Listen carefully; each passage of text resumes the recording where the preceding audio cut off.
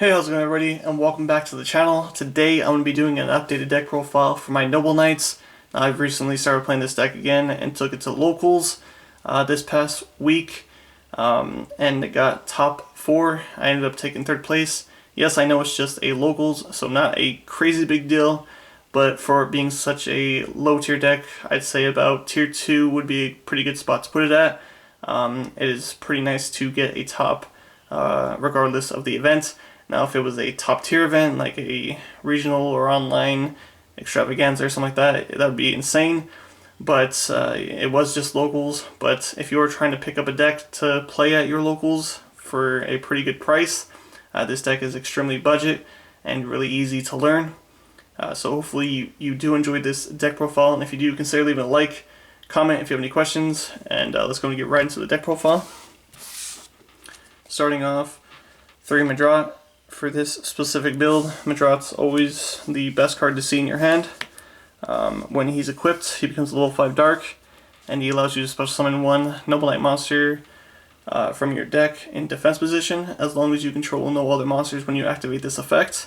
And then once it resolves, it will destroy the equipped spell card on Majorat, which usually you'll have a Noble Arms, and most of them will re-equipped to a Noble Knight on the field. So pretty nice. And then another good option as a starter is Noble Knight Yvonne. If you're not able to get to Majorat and you have this card in your hand and an equipped spell card, you can summon him, use the equipped spell card on him, and when he's equipped, he spawns a level 4 Noble Knight token, which allows you to go to your Isolde plays. But when you use that effect, you are locked to Noble Knight monsters for the rest of the turn, so keep that in mind. Next, 3 Morgan, the Enchantress of Avalon, the hand trap for the Noble Knights. When an opponent activates a monster, spell, or trap, you can discard this card, negate the activation, as long as you have a Noble Knight and a Noble Arms on the field. And then once it resolves, you destroy one of your Noble Arms spell cards. Then 2 Noble Knight Brothers, another decent starter if you open up multiple Noble Knights. When it's normal summoned, you get to special summon up to 2 Noble Knight monsters from your deck, or from your hand, sorry. You are locked to Noble Knight monsters when you use that effect. And then once per turn, you could target up to 2 Noble Arms, or you can target up to 3 Noble Arms and or Noble Knight monsters from your graveyard, and return them to the deck and draw 1 card. So it's a pretty nice little plus. Next, 2 Noble Knight Custian. One of the better extenders for the deck. If you control a Noble Knight and Noble Arms spell card on the field, you can special summon him from your hand.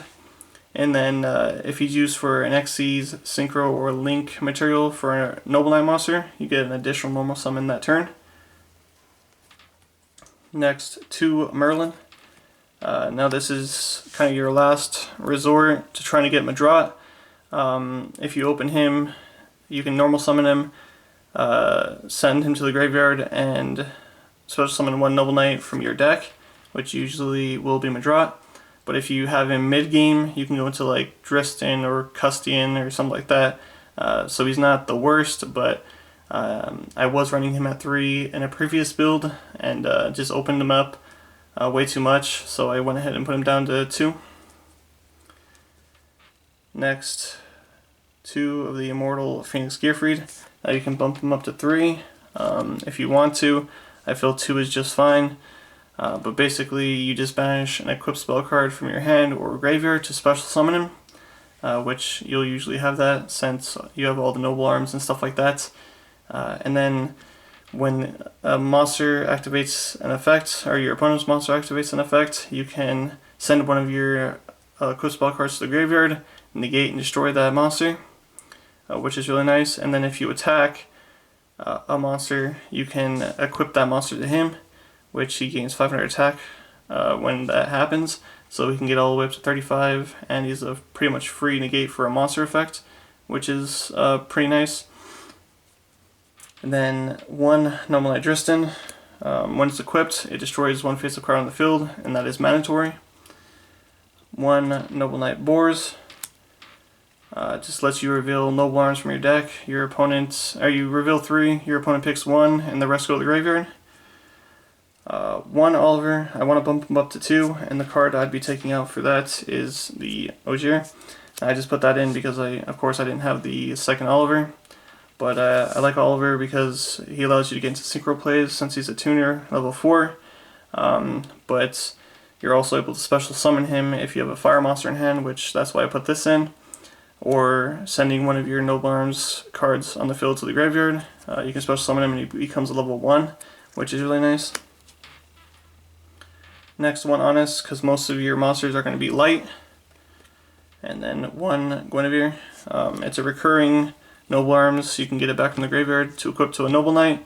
And if it's in your hand, you can equip it to a Noble Knight, which is really nice. And then you get 1 of 2 effects depending on the attribute of the monster it's equipped to. If it's a light monster, if it would be destroyed by card effect, you can send this card to the graveyard instead. If it's a dark and it battles an opponent's monster, at the start damage step, you can send this to the graveyard and destroy that monster. So pretty cool. Next, for the spells, 3 Heritage. Basically searches out your entire deck, any Noble Knight or Noble Arms. And then its secondary effect is pretty cool because if one of your Noble Knight monsters with a Noble Arms equipped spell card is destroyed and sent to the graveyard, and this is in your graveyard already, you can add this back to your hand, which is really nice to reoccur. Next, for the Noble Arms, 3 Destiny, the best Noble Arms in the deck. This one has the effect to reoccur when it's destroyed and sent to the graveyard. You can re-equip it to a Noble Knight. And then its effect is it protects your Noble Knight monster or Warrior monster, depending on what it's equipped to, of course. It prevents it from being destroyed by battle or by card effect once per turn. Then next, 2 Noble Arms Caliburn. This gives the monster it's equipped to 500 attack, and you're able to gain 500 life points once per turn, and that is a soft once per turn. So if you use Madrat's effect to summon a monster, and you had gained 500 life points before, and then destroy this, and then it'll come back on that other Noble Knight monster, you can gain the 500 life points again, which is really nice. Now this one, Noble Arms Excalibur, does not come back if it's destroyed, but it prevents your Noble Knight monster from being targeted, and it can only be equipped to a Noble Knight monster. And then if it's in your graveyard, you can banish it to immediately after that Xyz a monster from your extra deck on top of an Xyz monster on your field with a different name. So if you have your King Artorigus on the field and this in the graveyard, you can banish it to special summon your Custine, and it counts as an Xyz material, or counts as an Xyz summon, and you keep all the materials, which is really nice. And then 1 Noble Arms Gallatin, boosts your monster by 1000 attack, but at your standby phase it loses 200 attack. Then 1 Affiduteer, when it's equipped to a monster, once per turn you can target one of your opponent's set, spell, or trap cards, destroy it, and if it does get destroyed, you permanently lose 500 attack even if the monster leaves the field. But if your opponent chains it, you do not lose that attack. For the last Noble Arms, 1 Infernoble Knight Durendal, just to search out the Oliver. Then 1 Reinforcements of the Army.